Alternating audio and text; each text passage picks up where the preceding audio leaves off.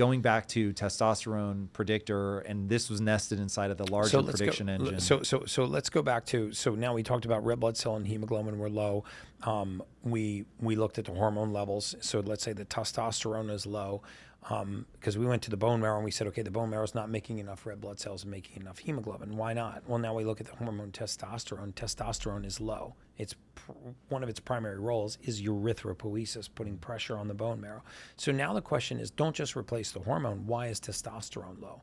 Well, the next thing I would look at would be three factors. I would look at your DHEA level, your vitamin Cruciferous vegetables or grass-fed beef. Grass-fed beef. My preference would be grass-fed beef, and grass-fed beef, chicken, eggs, raw dairy, but non-pasteurized, non-homogenized, raw A2 dairy. And then you take it a step lower. There's a protein in the blood called SHBG, sex hormone binding globulin. And this protein, when it rises, it actually does exactly what its name sounds like, and it binds to sex hormones, primarily testosterone, and it will lower the level of free testosterone in your blood. So again, very often what happens is nutrient deficiencies drive deficiencies in things like hormones. Deficiencies in hormone drive deficiencies in bone marrow production of red blood cell and hemoglobin, which drive deficiencies in oxygen, which essentially lead to the deficiency in energy, which is exactly why you see these kinds of comments in the Journal of American Urology, which again I would consider one of the Bibles for male endocrine therapy, that things like fatigue, the risk factor for cardiovascular disease, even the implication that hormone therapy could increase the incidence of thrombolytic events, strokes, heart attacks, cardiovascular risk. That's all been debunked here. And they actually cite the evidence for that. And I don't think that there's a practicing physician today that wouldn't say that the Journal of American Urology is one of the Bibles for male endocrine therapy. So just back to this data for a moment. So now people that are deficient in vitamin D3, deficient in DHEA, and have this excess protein called SHBG, these are not massive, these are not diseases, these are not pathologies, these are nutrients in the human body, very simple to fix. What is the consequence? The consequence is low hormones, low red blood cell count, low hemoglobin. What's the consequence of that? Very poor sleep, very poor energy, poor focus and concentration, poor short-term recall, weight gain, water retention, a very poor response to exercise, slow recovery. So you have all this myriad of things that are coming from pretty simple nutrient deficiencies. And again, we would see this in the medical record. I'm like, well, this person doesn't really need hormone therapy. They just need DHEA and vitamin D3. This person doesn't need to be given injections of testosterone. They need to get this protein lowered. So we don't study human beings the same way that we study plants. We don't say, well, let's add nitrogen to the soil and let the tree rebound. We just say, well, the disease is in the leaf, so let's replace the leaf or cut it off. And the same thing happens take vitamin D3 deficiency. It compromises the immune system. You get repeated viral infections, you get repeated bacterial infections, which further compromise the immune system, because a lot of viral pathogens in the human body are opportunistic, right? Like Epstein-Barr virus. You don't catch Epstein-Barr virus, you always had it. It was mono that you had as a child that came back in your 40s as Epstein-Barr because you ran the immune system down. Chicken pox that you had as a child comes back as shingles. You didn't actually catch shingles. You've always had it.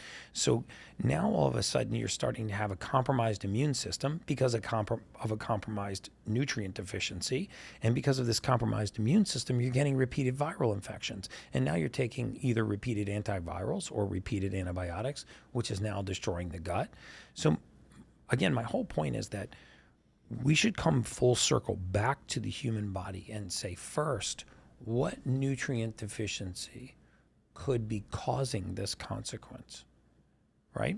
Because if you take the majority of people with low testosterone that are also clinically deficient in DHEA and vitamin D3, and I have thousands of patient records to prove this.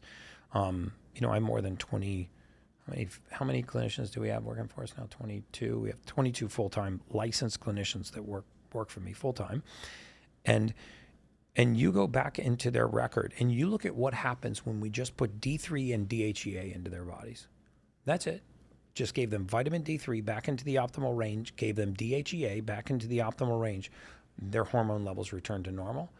Their red blood cell count and hemoglobin rose into the optimal range. And the consequence for them was better focus, better concentration, improved sleep, and improved waking energy. Not hormone therapy, not fancy sleeping pills, no chemicals, no synthetics, no pharmaceuticals, just the deficiency that was missing from the body that was causing it to not behave optimally. Okay, so thinking about all of this through the lens of wanting people to want to know where on the actuarial curve they fall, what their predicted mortality is. You talk about two separate things, but I rarely hear you bring them together. So you've got protocols, sleep, red light, earthing, all that. And then you've got nutrient deficiency. Help me bring them together. Okay. Does this database that unfortunately is never going to see the light of day that you've said would just absolutely destroy medicine? I forget the words you use. It would just upend modern medicine in a way that would be catastrophic. Because when you say catastrophic, you mean it would end that industry because people would realize drugs don't solve it? Yes. You would realize the true consequences of a lot of the pharmaceuticals that are out there right now. Got it. The true consequence of mRNA vaccines and the additional production of spike proteins. You'd see the true consequence, the genesis of what happens with long-term statin use. You'd see the inappropriate use of a lot of beta blockers, calcium channel blockers, and diuretics, which are actually targeting the heart when the heart isn't the issue, it's the vascular system. You'd see the consequences of long-term use of things like levothyroxine and Synthroid that are pounding on perfectly healthy organs for crimes that they're not committing, because the issue is actually methylation of thyroid hormones outside of the thyroid, not the actual thyroid itself. I mean, if you want to talk about a pandemic in this country, we have a pandemic of medicating organs for crimes that they didn't commit. And we are doing that because we have a system that has a pill for every ill. We're not looking for root cause analysis. We are addressing the symptom rather than the cause. We're addressing because in symptom management, there's a multi-billion-dollar industry. In disease prevention, there is no multi-billion-dollar industry. I mean, look at type 2 diabetes. It's a $110 billion annual industry. Do you think there are meetings going on somewhere in Big Pharma right now to say, hey, let's find a way to put that out of business? It's a $110 billion annual industry. The SSRI business, the opiate business, the business of, and I'm not just saying that these do not have a specific place, nor am I saying that there's this sinister motive to try to kill everybody. But what I'm saying is we don't look at human beings with the thought that this body could heal itself if it had the raw material to do its job. Look at the number of people that are on hypothyroid medication. Well, if you look at the thyroid production of thyroid hormones, the thyroid produces all of the thyroid hormone T4, but it only produces 20% of the thyroid hormone T3. Yet we use thyroid hormone T3 to diagnose hypothyroid.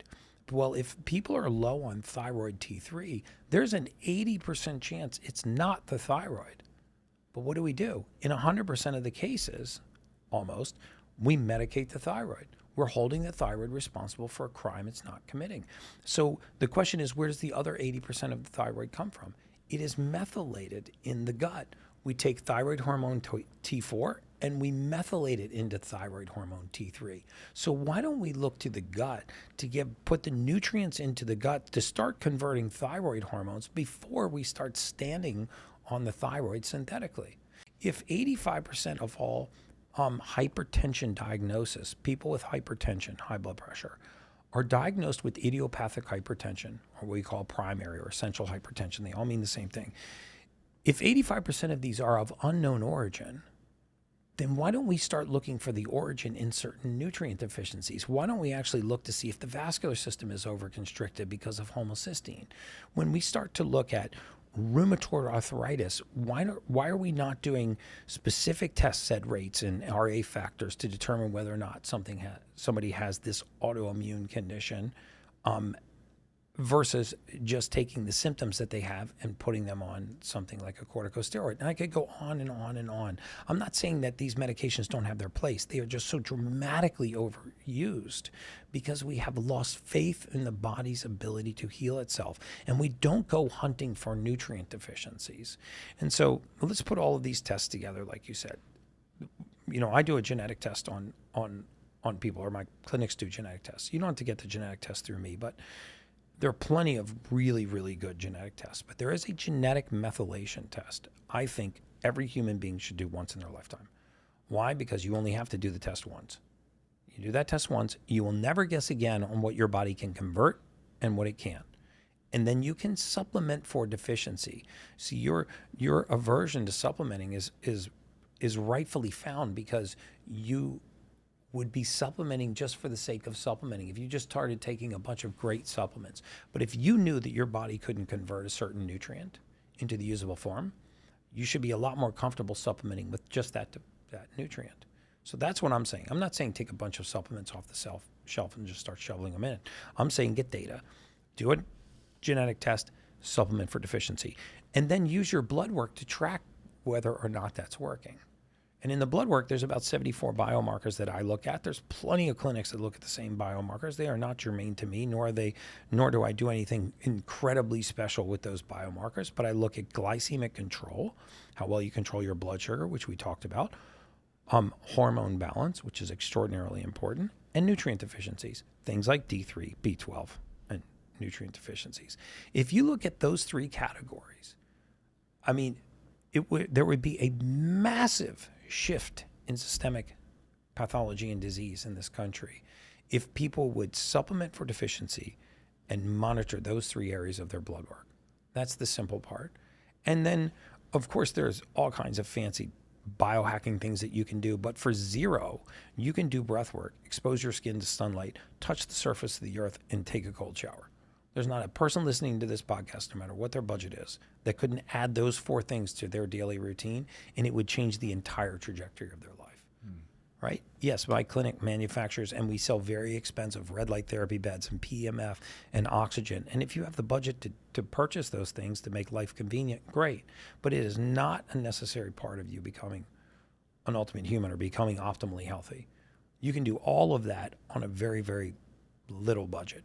And then shifts in our diet don't actually have to be shifts in the things that we like to eat. I do these things with clients all the time called lateral shifts. We'll go to the refrigerator and I'll say, okay, let's open up your refrigerator. You show me what you like to eat. Oh, you like this yogurt with fruit on the bottom, this Dannon yogurt with fruit on the bottom. Okay, this has high fructose corn syrup, and it's got 54 grams of sugar. Whoa. So what we're going to do is we're just going to take whole fat Greek yogurt. You like the blueberry flavor? Okay, we're going to get organic blueberries, and then we're going to use monk fruit. And you're going to take a scoop of, a couple tablespoons of whole fat Greek yogurt. You're going to take a fistful of blueberries, and you're going to take a teaspoon of monk fruit and mix it up. And you tell me if you can tell the difference between those two, which you can't. And this one has an entirely different nutritional profile than this one does, with the corn syrup and the fake fruit and no fats and virtually no protein. And it's all high glycemic carbohydrates. This one has healthy fats, is low carbohydrate, high amounts of protein, and still tastes exactly the same. And this is not a massive shift in your budget. It's just a shift in your awareness of what you're eating. Get things like seed oils out of your diet, genetically modified foods, because the evidence on genetically modified foods now is terrible, that it may actually even be altering our own genome. Right, it may actually, these genetically modified organisms may actually be negatively impacting our own DNA, altering our own DNA. So I have a quote from you. The worst thing that ever happened to us was genetically modified foods. I think it's one of Why? Because we are making non-foods out of foods, and we are doing an experiment on humanity. Right? When we start genetically modifying organisms in non-naturopathic ways, we don't know what the long-term consequences are in the human body. So if you look at the research in 2009, and again, I will post this sequence of articles, 2009, 2013, 2023. I'll show you in 2009 how the research, the meta-analyses that were going on genetically modified foods in 2009, because they're their lack of prevalence was mainly in animal studies and anecdotal correlations to human beings, meaning this may have a detrimental effect. It does appear to be causing certain anomalies in rats and mice. By 2013, they were like, there is significant evidence in animal studies that genetically modified foods are having a negative impact on our physiology, specifically liver and hepatic toxicity, mental function, early onset of things like Alzheimer's and dementia, specifically the neurofibrillary tangles. By the time you get to 2023, and we actually had human clinical trials, I mean, there is direct evidence that genetically modified foods are not only potentially modifying our DNA, but are actually creating conditions in the human body that are making us less resistant to antibiotics. How would it modify our DNA? The same way that when you put synthetic messenger RNA, like look at what we did with vaccines, right? We used to use something called an attenuated virus, where we take the nucleocapsid protein of a virus and it had the DNA inside the envelope, and we would basically take the DNA out, or we render the DNA. We would kill the DNA. Mm-hmm. So now you put this viral envelope into your body, and your immune system still sees this viral envelope and it manufactures an antibody. But without the DNA, it couldn't affect you, right? So this is an attenuated virus. And then all of a sudden we started to use messenger RNA. Well, what is an mRNA vaccine? Well, an mRNA vaccine is taking a synthetic copy of a message from your DNA and putting a synthetic message into your body, not created by your DNA, not sent from the nucleus of your cell, but synthetically derived. And that message gets into your cell and it never shuts off. Remember, DNA has two major roles, right? If you look inside the nucleus of the cell, you've got the DNA, the boss, right? It has two major roles. One is replication. It creates an exact copy of itself. The other one is transcription, where it's writing messages into the cytoplasm of the cell, right? You throw this nutrient out, you bring this nutrient in, you make this protein. Well, those messages are called mRNA. So if you take one of those messages and you synthetically recreate it, right? A normal mRNA lasts 2 to maybe 12 hours. A synthetic message may not ever break down. So now, if you're a minion in the cell and I'm the DNA and I write you a message and I say, go make this protein, Tom, and you go make the protein, you come back to the desk and I go make the protein. You come back to the desk, go make the protein, come back, go make the protein. Normally that message wouldn't be on your desk when you got back from completing that task. When it's a synthetic mRNA, that message never degrades. You keep making the protein. Would it not die with the cell? Not if it's synthetic. It will go into the next cell, because remember, part of the cell's life cycle through mitosis and meiosis is to duplicate, right? So it can pass on synthetic messenger RNA.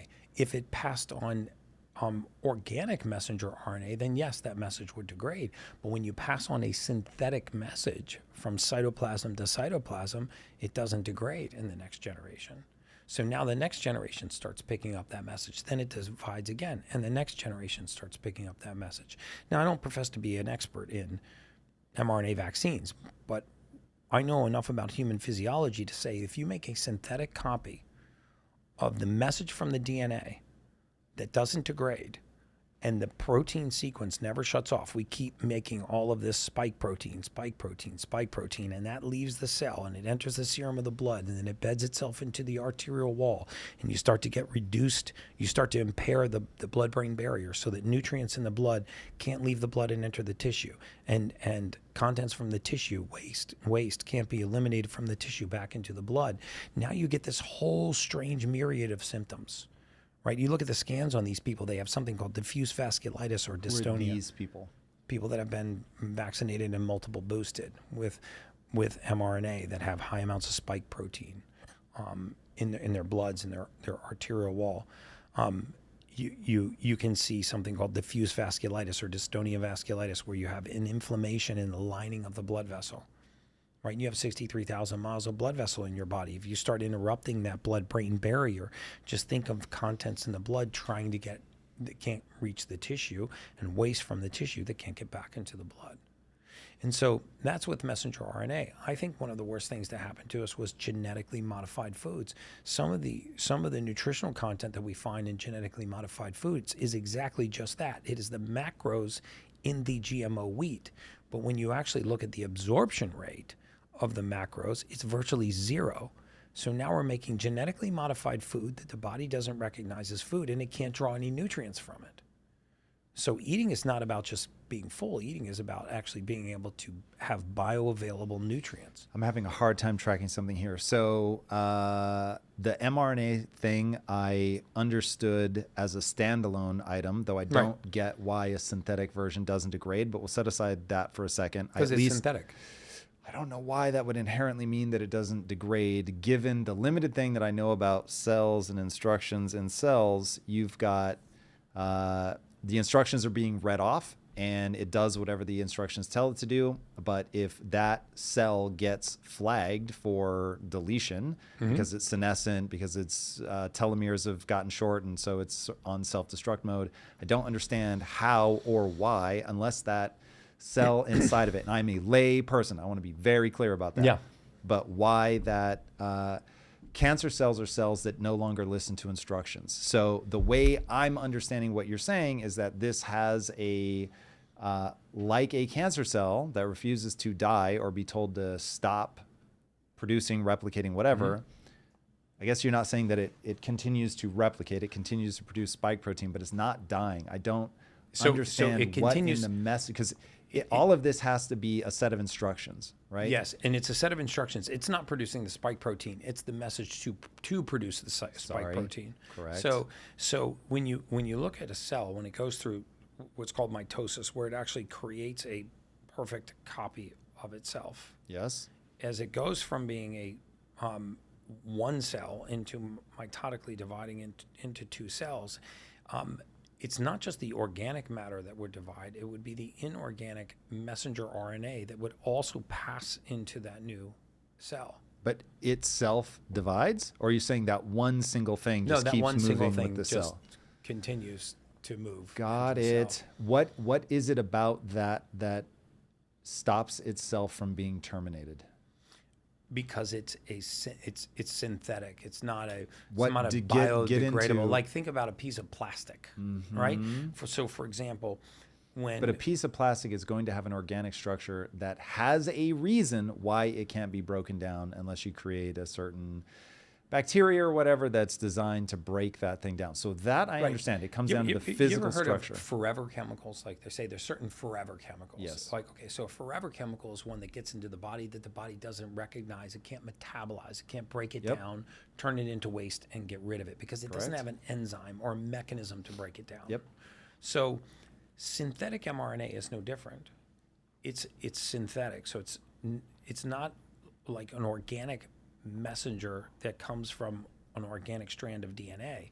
It's a synthetic strand. So there's no enzyme, there's no mechanism for it to actually biodegrade. What is the mechanism that's on a normal cell that's missing from mRNA? It's an organic message. So it delivers the message and then it is enzymatically dissolved. The body actually breaks that message down. So I don't understand this well enough to know the silver bullet question to ask, but what I hear, what it sounds like is you don't know the mechanism of action. Because what I'm trying to understand is, okay, a normal cell, how is it destroyed? Yeah.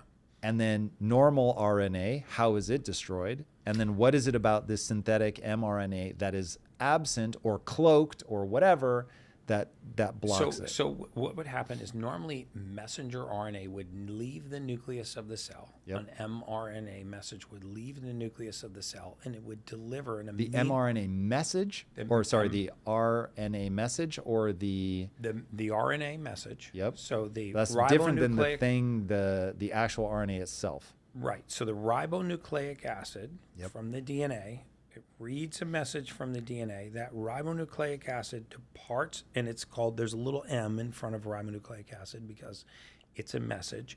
So this ribonucleic acid leaves the nucleus of the cell.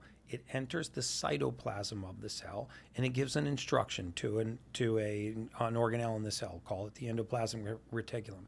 That instruction is a sequence. It's usually an amino acid nucleotide sequence. Yep. So when those amino acid nucleotides depart, they now cause an action, the creation of a protein. This is now dissolved. I mean, that's the part where I'm not. So I'm tracking. Okay, so all that makes sense. So the amino acids, mRNA at that moment, the normal one, the non-synthetic, the organic one, has it has a self-destruct mechanism. It's given its life to that message. It's made up of a sequence of nucleotides. Then the nucleotides go out. They bind. Why doesn't that happen with the synthetic mRNA? Because it is synthetic. So it's a pretend copy of these. It's the same nucleotide sequence. So is it fair to say you don't know the mechanism of action? So I don't know why specifically why the body doesn't break it down, other than it doesn't have the enzymatic capacity to break it down. So there's something about the structure of this mRNA there's something that the about body the doesn't recognize. I need to break this down. Because you're saying the other one gives its life. I'm just trying to figure out why this one doesn't give its life. Anyway, this feels like a dead end. Okay, so we will round it to that, at least as of right now, because I'm guessing there are not a lot of studies on this, certainly not longitudinal. That's the whole beef, that people that are upset with the non-safety checks and balances with Operation Warp Speed. So we don't know. Here's what we should be asking for. Is there a study showing when synthetic mRNA is no longer detectable in the body? Yes. That would answer it. But that study does not exist. Right. Right. Okay. Now we got onto that tangent from why GMOs are horrible. So that the statement that it may edit our DNA makes the prediction that we're absorbing something that has a virus-like quality. What is it about? What GMOs specifically have a virus-like quality? I've never heard that before, only because I'm woefully uneducated on GMOs, I will say. I don't remember the specific study that but what I will commit to do is put that study into, I'll give that study to you, and I'll put it into, because this is very recent evidence. This was a 2023 article, clinical study that I read on genetically modified foods that essentially said that there is evidence now that certain genetically modified foods, these sequences are having a negative impact on our DNA, meaning that they're actually affecting the way that DNA replication is working. Because I have not delved deeply into this, I have based assumptions that may be wildly inaccurate. With that disclosure, I will just tell you where my current map of this situation is right now. That our ability to produce enough food that is resilient to weather, pesticides, all of that. Glyphosates is really the way that we're able to feed the globe on as little real estate as we have is through the ingenuity that we've shown through genetically modifying the crops to be either a more to have higher nutrient value, or they're to not really. I'd love to see where they're genetically modifying them to increase nutrient. Well, first let me just give you my map or yield. I'll just give you, because that was going to be my next one. I'll give you my map. This could all be wrong. Yeah. Because I'm trying to lay out the assumptions that I have currently as a layperson, so that I can find the edges of my map onto how this could be getting in and editing people's DNA. So one, with the base assumption that I have that we would not be able to support the current population with non-GMO foods, which again could be wrong, I'm immediately going to be like, whoa, we need to look very closely at this. Now I'm well aware that like Europe is super skeptical. I think Russia has like outlawed I think it's even GMOs. A felony in Russia to so for GMO sure foods. there are people that are like, hey, this is like absolutely terrible, 100%. I think Italy too. They just outlaw lab-grown meats. Now, having said that, I'm well aware that all just may be ignorance on my part, but we have modified foods, in my understanding, not because we're trying to send in a virus-like thing that can be absorbed by the gut and then actually remains active despite digestion, which I don't think so I'll have either. a hard time wrapping my I head don't think around. that it's a sinister origin that we're No, genetically I don't think they do it on modifying. purpose. Yeah. I just don't even understand how a food can be metabolized by my microbes in my gut, cross the epithelial lining, get into my bloodstream in a way that, like a virus, then goes in and actually snips the code of my DNA the way that either a virus would do, or I think do we sometimes do that with bacteria? CRISPR-Cas9, is that virus or bacteria? Yeah, but CRISPR is actually physical. I mean, it's That's the only way to edit Yeah. DNA, right? It would have to be going in and snipping it would or have to unless go it's in epigenetic and it's- snip it, or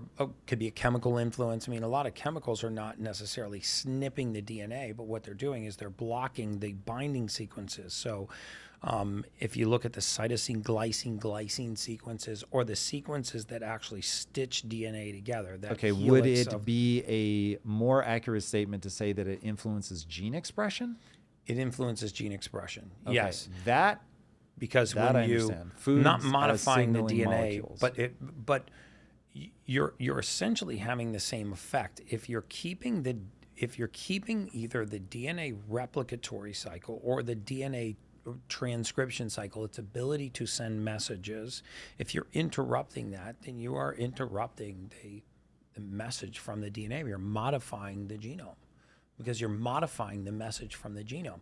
So it's not just the rungs of the ladder, but how those unzip and zip, these CGG sequences, for example, the cytosine, glycine sequences, the synthetic sequences, for example, some of the people that are pro-lab leak theory in COVID said, hey, there are sequences stitching these things together that do not occur naturally in nature. There's no mechanism in the human body for a cytosine, glycine sequence to stitch two strands of DNA together, so it must be synthetic. So my point is that DNA unwinds and rewinds and also sends messages.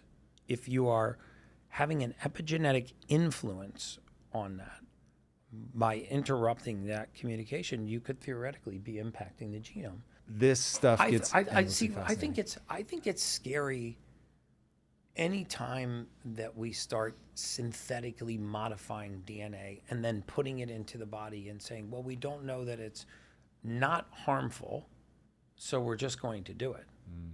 Stray away from the basics at your own peril. Yeah, stray right from the basics and stop really just thinking that you're so sick and pathologic and diseased. I mean, you may just be nutrient deficient. Really. Gary, this has been amazing. Speaking of things that are fascinating, if you haven't already, be sure to subscribe. And until next time, my friends, be legendary. Take care. Peace.